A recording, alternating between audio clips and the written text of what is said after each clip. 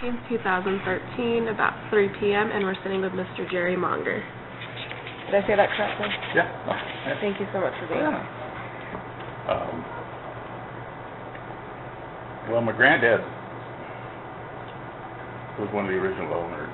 Well, the original owner was Mr. Cosgriff, obviously.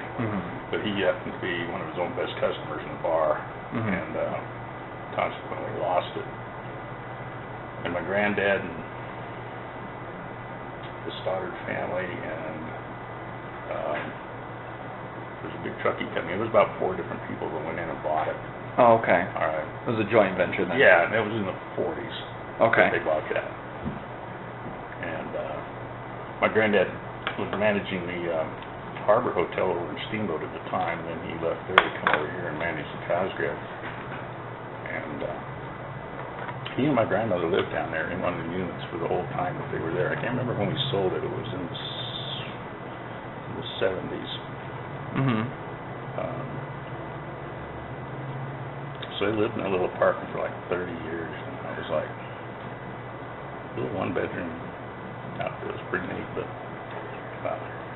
anyway, after they sold it, my grandparents moved to Grand Junction, and I stayed on when Chuck Stoddard was it was his family that was one of the owners.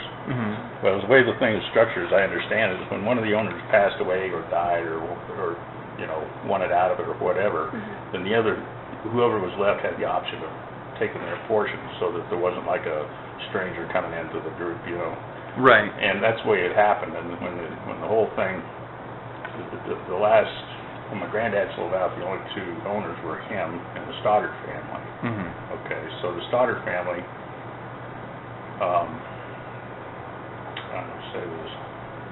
we wanted to buy them out, basically, and have 100% of the deal, because my brother wanted to come back and go to work there. And, right.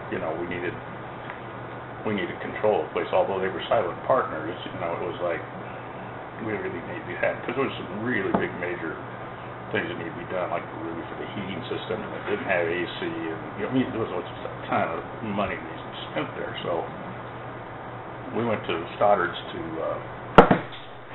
ask them if they would, entertain an offer, and they said yeah. So my granddad made them an offer, and they rejected it, saying, no, that isn't near enough money. Well, we had the Delano paintings, and I don't know if you're familiar with those.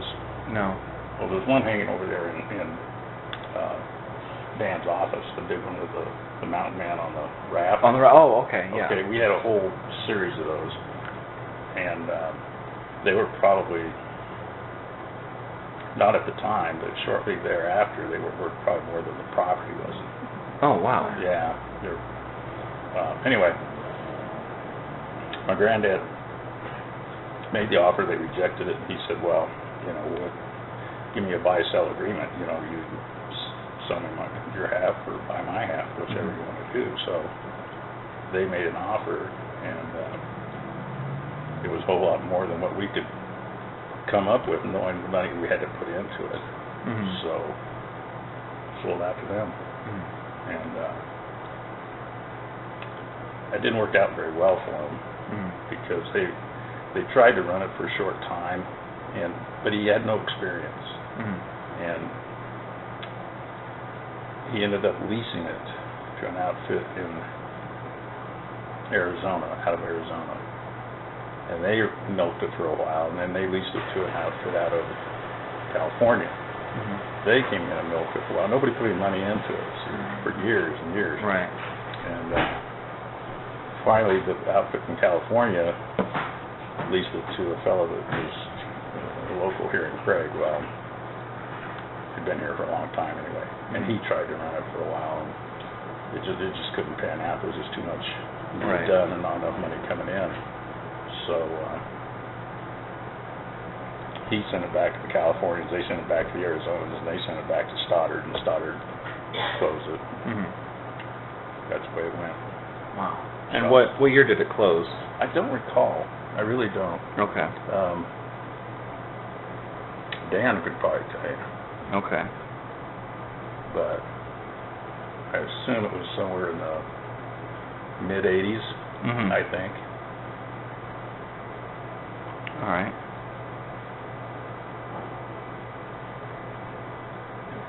Well, if you don't mind, if we go back a little bit and talk about, were you born here in Craig? Actually, there wasn't a hospital here. They took me to Hayden. Okay. Yeah. I was born on Hospital Hill in Hayden. So, Okay. But we were living here at the time. Right. Just there's no hospital here. Right. So, Right. okay. So you're born in Hayden, and then you grew up here your entire life? Yep. Okay. Well, when I was 5 years old, we moved to Burlington, Colorado, and we were there for about a year and a half. Okay. And then we moved back, and I was so young I didn't really know the difference at that Okay. time. So Okay. I did actually go to kindergarten and first grade in Burlington, Colorado. Okay. And you started second grade here? Second grade here all the way Okay. through. Yeah. Okay. I would like to eventually get to your personal experience at the Cosgriff, but if we can just talk a little bit about maybe what school was like and what the town was like when you were young. Well, there weren't any paved streets. No paved streets. No. So, well, except for the highways. Right, Victory right. Way and Yampa Avenue were paved, but there was no curb and gutter, no pavement, nothing. Mm-hmm. And, of course, the town was somewhat smaller then too. I mean, I look back at what's the way it was when I was growing up. Like where the high school is, and like that big subdivision up there on the solid hill next to it, and everything east of fortification almost. Well, except for a couple blocks in there, that was all vacant. There wasn't anything out west where the motels are now or anything. It was just all vacant land. Wow. And at the time I was growing up, and I don't know if this is true, but I was told that Craig was was the largest wool shipping center in the world. Mm-hmm. And it was just all agricultural here. That was our bread and butter. We didn't have a power plant. We didn't have, well, there was a coal mine out there, but I don't think they shipped anywhere. It was just kind of a local thing. But that was our bread and butter, was the agricultural business. So being a small town, and getting back to that, and back at the Cosgriff, when the wool buyers and the lamb buyers would come in, they'd all meet at the Cosgriff. Mm-hmm. Most of them in the bar. Right. There was millions and millions of dollars transacted in that bar over the years. Just wow. Unbelievable. Yeah. Okay. It was pretty cool. Uh-huh. And they all had a good time. Everybody, the buyers and the owners of the stock or the wool or whatever, they all just got along really good. But it was always an interesting time of year for us. Right. These lamb buyers and wool buyers all had a lot of money, and they like to throw it around. Yeah. Yeah, I bet. We enjoyed that. What was the downtown area like when you were younger and growing up? What do you mean? What was it like as far as? Well, before it was a one-way street and there were a lot of shops Oh. and stuff down there. What was it? What was it like? It was better than it is now. Mm. I think. I don't like the one-way street to begin with. I Right. thought that was kind of silly, but anyway, that's water under the bridge. But we had. I can't think of anything that's down there right now that was there then. Oh, wow. I mean, business-wise. Right.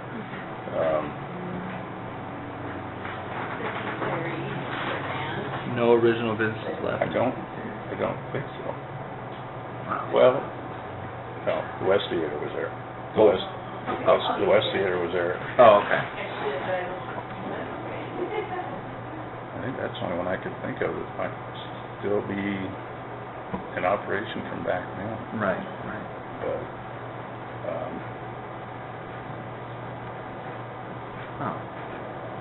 Moffett County State Bank was right on the corner of Yampa and Victory Way here. Mm-hmm. And then they reopened across the street where the Bank of the West is now. They rebuilt that. Oh, right. Rebuilt there. And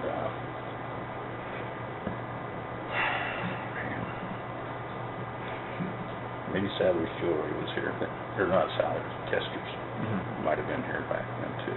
But not that many. I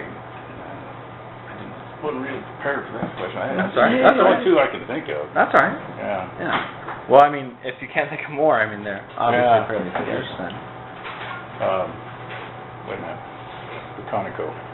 The Conoco? On School Street, yeah, or Berkeley Way. That was there when I was at school. Hmm. And that's always been a Conoco that I can remember back. Right. Boy.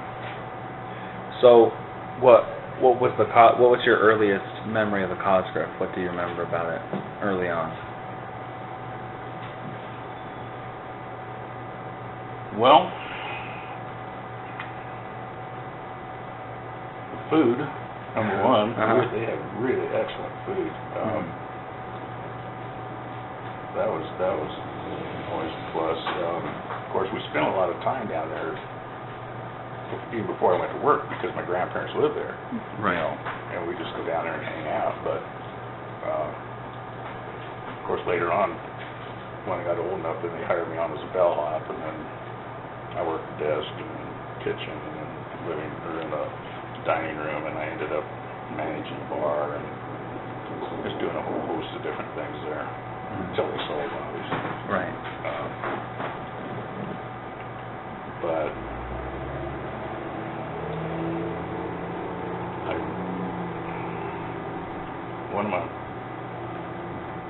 one of the memories that comes back is when I was a bellhop and Governor Johnson.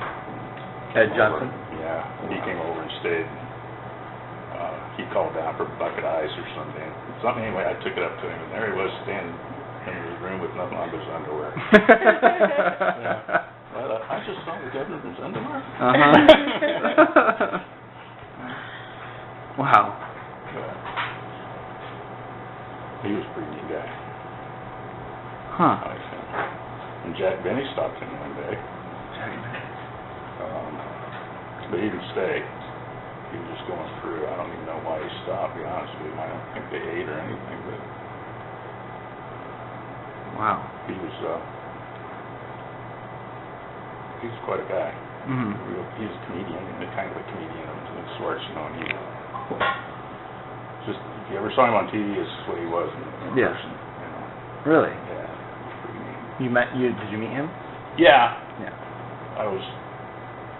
He was hanging out. Of course, all the grown-ups were hanging out with him more than I was. I was kind of pushed off to the side. Right. I remember being there. Yeah. It was kind of cool. And I'm sure there was some other dignitaries over the years and politicians, whatever, at the state Right. came by and whatever. But this other story I've got, well, I'd say the food was good. Okay. It was good. Okay. And every Saturday night they have what's called a smorgasbord there. Mm-hmm. And I don't know if you've interviewed Nicoletto yet or had. Not yet. Not yet. Well, he was a chef there for I don't remember how many years. Is that Nick? Nick. Nick. A couple decades, 3 decades, whatever it was. He was there for a long time. Okay. But he'd set up this smorgasbord every Saturday night. And we had people coming from Wyoming and Utah and everywhere just to eat. Wow. Yeah. Really cool. Well, I was in school. I went to college over in Denver. CU actually. And a friend of mine who I got to know pretty good later on that was living in Denver. He worked for a Cadillac place there. Anyway, he was on an airplane coming back from the West Coast to Denver, whatever it was, and the pilot got on the intercom as they were coming over this area, and he said something to the effect of, just off to your right, you'll see off to your left, there's a little town called Craig, Colorado. And he went on to say, if you're ever in Craig, Colorado, you gotta stop at the Cosgriff Hotel. They got the best food, and that smorgasbord is amazing. It means it's coming over, 30,000 feet, Right. And I thought, wow, that's pretty good publicity. Yeah. Wow. But it was good, Mm-hmm. and it was one of a kind, really. Yeah. And of course, after we sold it, quit. Mm-hmm. And we didn't go back to doing that. Yeah. It was pretty cool. Wow. What were the general clientele like? Just the people. What kind of people was that like? Well, most people that stayed there during the week were we had a few tourists because they didn't have I-70 yet. Okay, so some tourists. Highway 40 was the main thoroughfare between Denver and Salt Lake, and so we had tourist traffic pretty much all summer.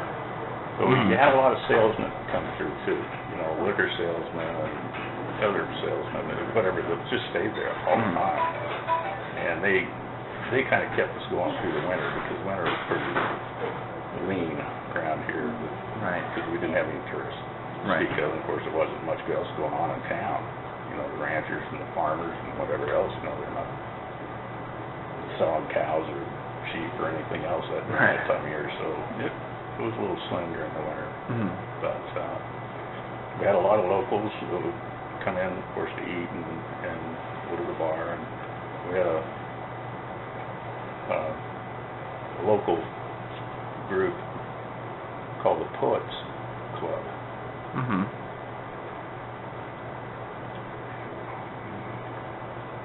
Poets Club. They come in every Saturday. What it was, and it was Sid Sather and Bob Sweeney and a few others. And poets meant piss on everything on Saturday. Oh.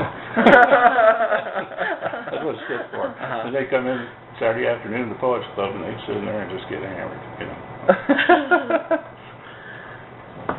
Interesting. Yeah. All right. Sorry to write that one down. And we had a good local clientele. I mean, it was a lot of local, very good customers. It was just a good place to eat. Right. We had all the meetings there. We had the Rotary. We had the Lions Club. The Kiwanis Club. Oh, so local meetings would be there. Yeah. Right. So, it was the place to meet. Right. So, of course, we didn't have a Holiday Inn. We didn't have any of that stuff out here. Right. It was a few motels. It was the main hotel then. It was the only hotel. Oh. We had some motels. And any other hotels at all. Oh, okay. Yeah. So it was like, you want to stay one place, be able to eat, drink, and to get a room. That was the only place to go. How many rooms did it have? Wow. I want to say 70-something, 70. I don't think they had quite 80 rooms. So we had motel units out back, and we had the two-story hotel. So right. All combined, I think it was around 75, 77 units. Oh, okay. Okay. And then over the years, they combined two rooms to make one, and they eliminated several that way, and then they built this banquet room over there, and they eliminated another 4 or 5 over there, but I think they ended up with about 75 rooms. Not a huge place, but right. Well, for the time it was. Yeah, yeah. It was. Yeah. So the busiest time of year was summer then, with people traveling to and from Denver and Salt Lake. Hunting season. Hunting season. Spring through the fall, yeah. Oh, okay. It was usually busy. Will a lot of hunters stay there too? Yeah. All right. Yep. And we had, I don't even know where this guy was from, but they were some black hunters that would come over, and I think they were from Denver. I'm not really sure. And there's one little guy, I'll never forget him. He couldn't get up in the morning to say his yes. So about 10 o'clock in the morning when the bar opened, here he'd come in with his blaze orange on. He stood in the bar until his buddies got home from hunting. That's what he did every day, It was like, I just got to get up in the morning. Okay, works for me. He would just sit by himself at the bar. Yeah, he'd sit there. He'd sit by. He comes in by himself, yeah, of course. Yeah. Back then, it was like everybody. It was. He wasn't alone very long. Yeah. And he was so comical and so fun, much fun to have around, talk to. It was like everybody just kind of hung there. Yeah. Interesting. It was cool. Yeah.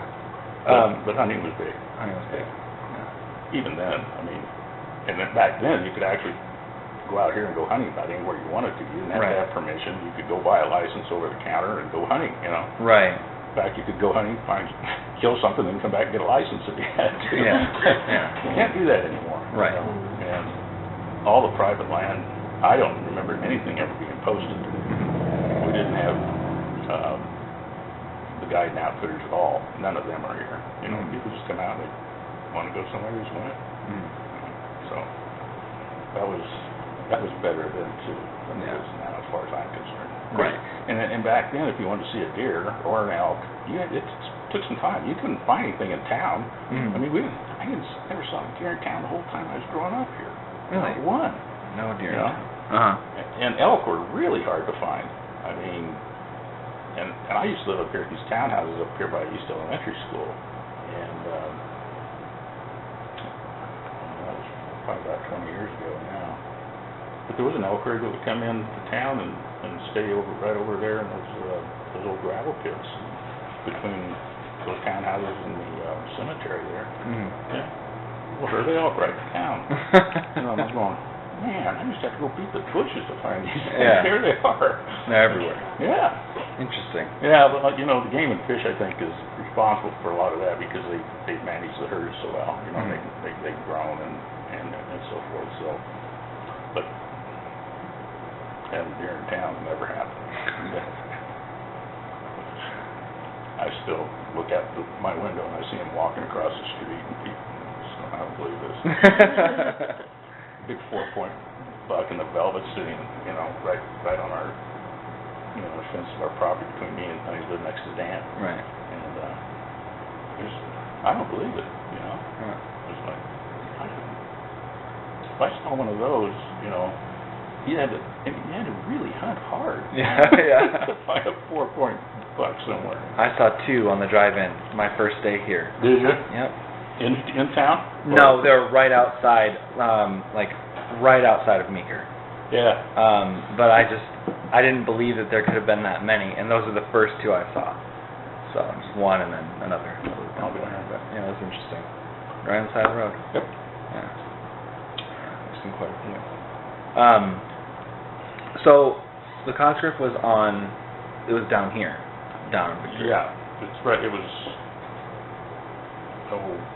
where that insurance company is now, across the street from American Northwest Realty. Oh, okay. The bank, it took that whole block there.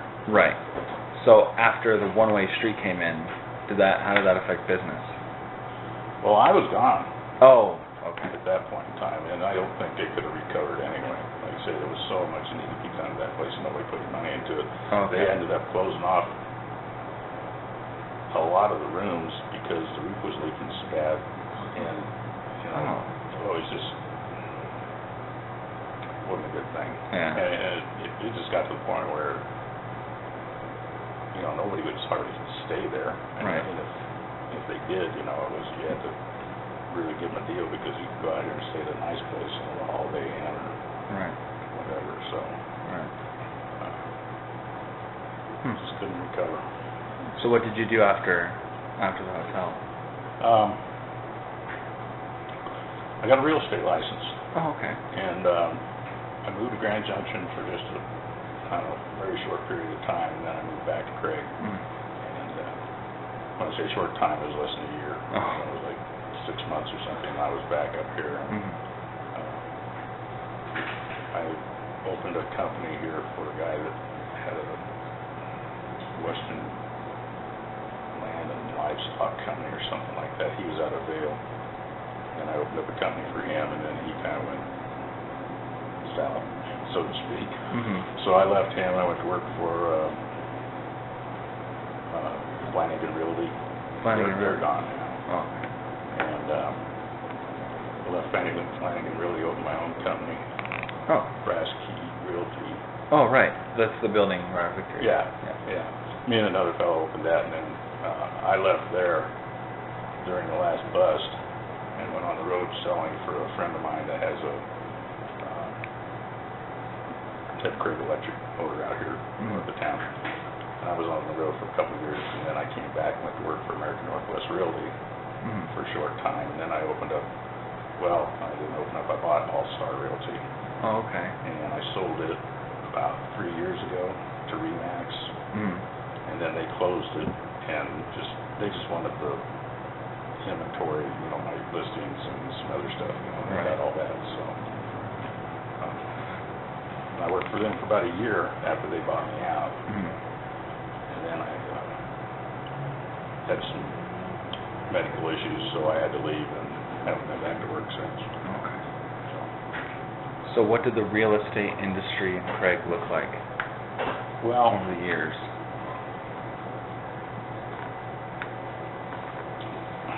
when I got into it, they were building a power plant. Okay, so right in the boom. It was a boom. And the rest of the economy, around Colorado and pretty much nationwide was not doing very well. It was really, really soft.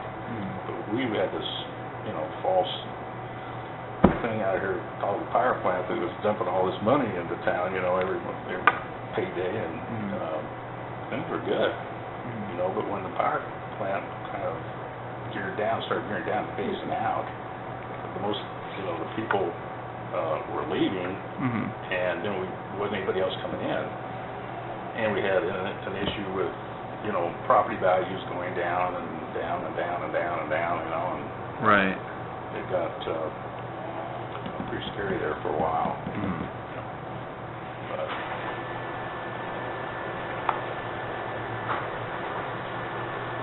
So were you selling a lot of houses? mostly homes. Mostly homes. Homes and building lots and things like that. We sold a few farms and ranches, but not too many more. Our bread and butter was in residential.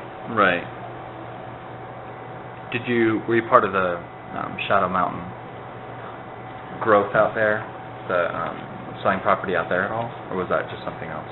Well, Shadow Mountain was built by Colorado U, who built the power plant, Oh, okay. and they built that for their employees. Okay. See? Okay. And those weren't for sale. Okay. So we really didn't have too much to do with that until after the power plant geared down, and their thought process was when they bought it, was that after the power plant was built and people moved out, then they turned, where there was 2 trailers, they turned that into one home site, so people could go out there and buy a home site and then, do whatever. Well, it never really didn't recover much from just being a trailer park, actually. Right. So, we did get, over the years, we did sell quite a few of those. And there's so many of them that just bound to sell a couple. Right. There. But,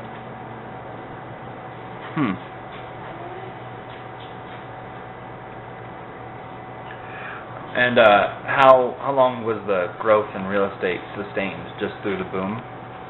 well, yeah. I mean, when that was over, it took about 6 or 7 years to recover from it. Oh, that's a while. Yeah, it was quite a while. And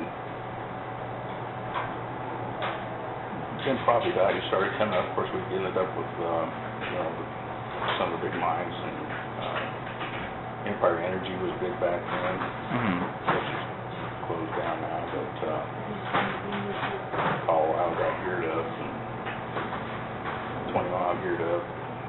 Craig was a much cheaper place to live than Steamboat or almost any place around the county. Wow. But we had a lot of people living here, and still do, that work in 20 Mile. Right. In those areas, so. And of course, we've always been somewhat of a bedroom community for the Steamboat people, so obviously they have a work bus that goes over there every day, or a couple of them. I don't know how many we got, at least 2, so. And there's a lot of people that live here that work there because they can't afford to live there. We did pretty well with them too, actually, because you couldn't buy anything in Steamboat. Right. And if you're just working for wages, pretty much, it was pretty tough to do. It's Right. very, very high dollar. Right. It still is. I mean, comparatively speaking, even though they've gone down somewhat too with the recession, but we were down here to begin with, and they were up here, so we kind of moved together like that. But Yeah. they've always been substantially higher than us as far as values have gone. So is it a large percent of people that live here and work in Steamboat? Well, I wouldn't know what the percentage is. I really wouldn't. Okay. I mean, you probably have to check with that bus company, see what they run every That's interesting. month as far as numbers of people, but there's quite a few. And then there's I don't know, if you try and drive between here and Steamboat around 5 o'clock in the afternoon, you'll see a string of cars coming back. It's just unbelievable. Right. If you're coming this way, you might as well just get in there and forget it. You start passing people, you're not going to get 30 seconds ahead of yourself by the time you get to Craig, because there's just so many of them. Wow. Yeah.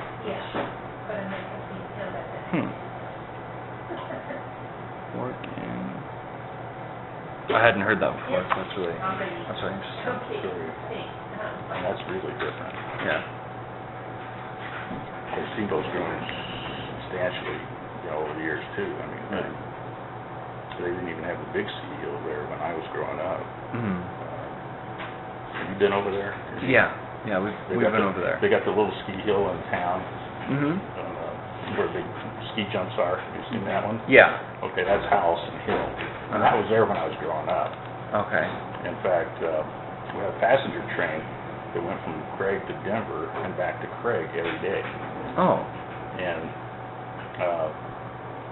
when we were young, of course, we couldn't drive. We went to go skiing. We'd get down and get on the train.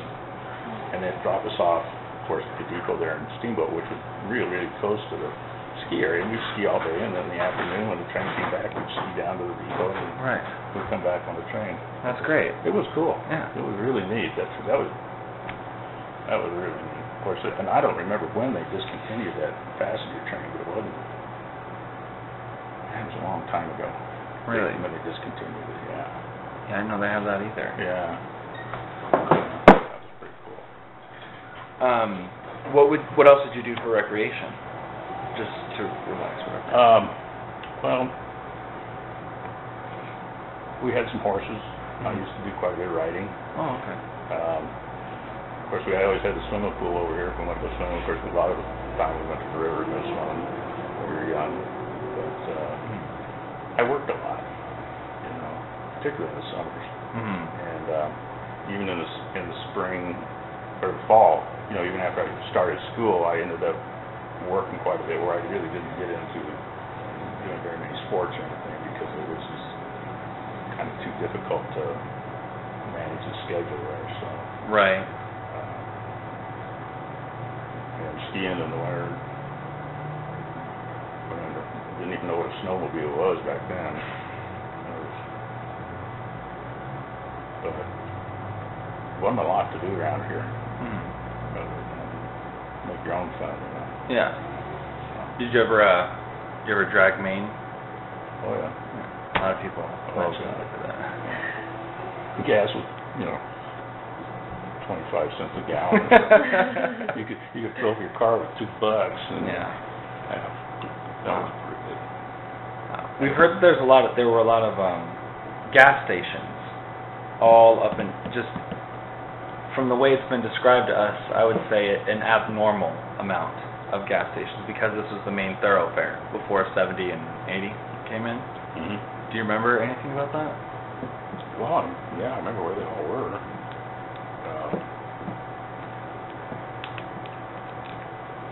We did have quite a few, but they were all on Highway 40. I don't think there was any on this side, on Yap Avenue, that I can recall. They were all on 40. They were all on 40, yeah. There was two right down here on the corner of Victory Way and Yapa. Two just on the corner? Well, one on that side would be the northeast corner, and one on the southeast corner. Mm-hmm. There's two there. There was another one on the other corner of on the south side of that same block, next to the Cosgriff. Mm-hmm. There's a little cafe down there now. I don't know what, I can't remember what it's called. Some Hawaiian name. Anyway, it's just called the Smoke Shop. Uh-huh. Well, that was a gas station. Okay. J.W. Snacks. Yeah. Now that was a gas station. Oh, J.W. Snacks is a gas station Yeah. too. Yeah, if you go into the men's restroom back there, still got a Texaco sign in there. For whatever reason. Yeah. And then out further out east, there was at least one more out there where that, not to come and go, but across the street from it, the Loaf and Jug or something out there, there was one in there. And then on this side, there was lots of them. So there's really that much traffic, that much demand for cars. Must have been. I mean, I didn't really pay that much attention. Right. They were all seemed to be making a living, so. Huh. It's pretty interesting. Yeah, it is. It just, we've been really interested in the fact that this was such a main thoroughfare before 70 and 80 came in, all the traffic, and the Cosgriff.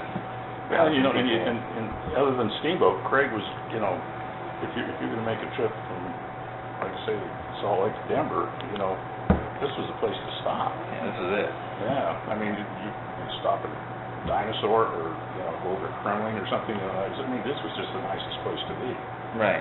Or the most convenient, I guess. Yeah. Steamboat, of course, they got their share, I'm sure. Particularly in the summertime also, but we did all right. Since the main boom in the late 70s, early 80s with the power plant, what's the boom bust cycle looked like in Craig? Well,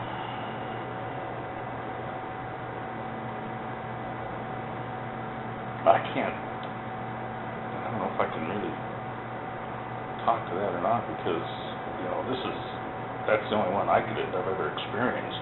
Oh, okay. Other than the current one.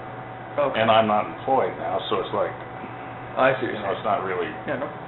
but, from the early 70s to... What were the trends in real estate like then? I mean, was it sustained from that boom? Yeah. Maybe not that level with the boom, but did you have sustained growth in Craig? Yep. Building new houses, Yep. selling them? Yeah. Yeah. It was subdivisions down behind Cook Chevrolet down there. That was all vacant ground, meadows, and whatever. That's all new. Mm-hmm. And that was all put in, during and shortly. I mean, most of those were built prior to the bust. Oh, okay. But then there was a lot of lots left over that weren't built on. Right. That have been picked up since then, and it's been a pretty steady growth up until about the last 3 years. Mm-hmm. Which almost directly coincides with the nationwide recession then. Exactly. Yeah. Okay. That's interesting. Yeah. I wish I had a crystal ball, but No. I don't know what's going to happen next. Yeah. I think a lot of people would like that. How do you feel about the current state of Craig? Just population, economy, anything? I think we're holding our own. Mm-hmm. The only thing that I've got this cloud hanging over us as far as I'm concerned, because the current administration really doesn't like coal-fired power plants. And if they got rid of if they converted this one over to natural gas and we lost our coal industry here, I'm not so sure, this town wouldn't shrink a lot. Mm-hmm. I mean, a whole lot. Mm-hmm. And that's really kind of a worrisome thing, particularly if you're in the real estate business. Yeah. And I still have some pretty fair-sized holdings around here I'd like to get rid of, but, it's just the developable property that is, nobody's even looking. Right. Not even looking. Right. So, right now, I think, like I say, they're holding their own, and I don't think anything seriously is going to happen overnight. I think if it does happen, it's going to be a very gradual transition. But if this thing is ever converted to natural gas, that's going to be a big deal here. It really is.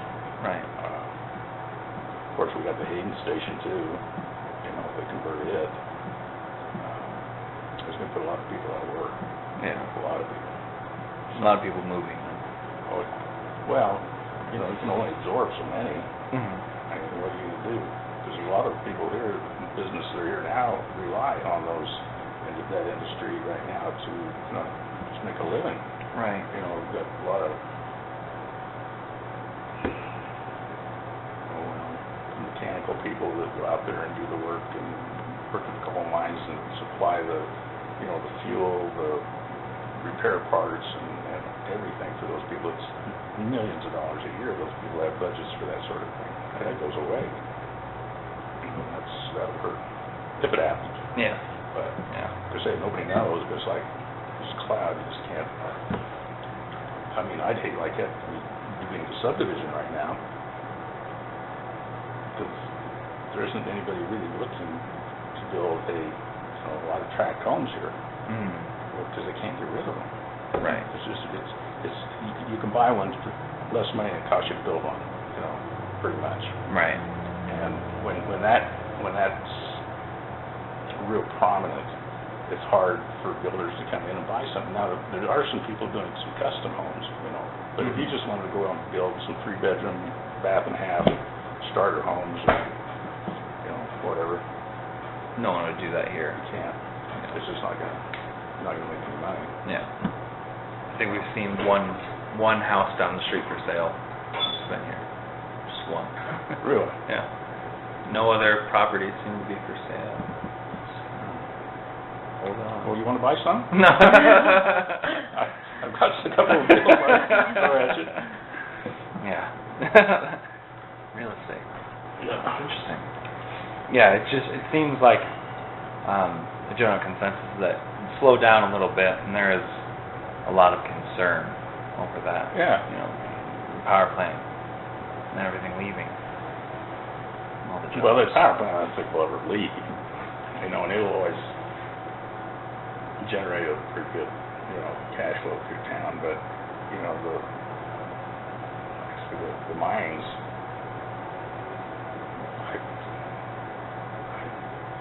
I would suspect that the mines probably are more important economy-wise, dollar-wise for cash flow through town than the power plant is. Although power plant may, as far as taxes go, I'm sure they pay their much higher tax or more taxes in actual dollars to the county than the mines do. But wages and the employment factor that they have out there compared to the mines, probably about 50-50, I would think. Okay. You know, so the mines shut down, we'll probably lose about half of Yeah. that part of the economy, that blue collar workforce. Wow. And I don't have anything to base that on. To be honest with you, it's just my own thought it would be about half. You know, Right. Looking at the current mines we have now, Right. the 3 big ones. Interesting. Well, thank you. I appreciate it. Do you have anything else you'd like to add, just in general? No. Remember, one other thing. When I was going up here, I think there was, I might have had 3 cops. 3 cops? Maybe. Uh-huh. It might have been just 2. Uh-huh. And they were always nice. They were nice people. You know, these people, they are bloodsuckers. My God. Of course, I understand, you know, back then, you know, we didn't have drugs. You know, I mean, we always had alcohol problems or whatever. But the drugs and the violence and whatever it was, just wasn't here. You know, so they didn't have that much to do. Yeah. That's changed. Oh, a lot. Oh my God. Yeah. Unreal. Huh. Yeah. I gotta put that. Growth in police force. That was after the boom, right?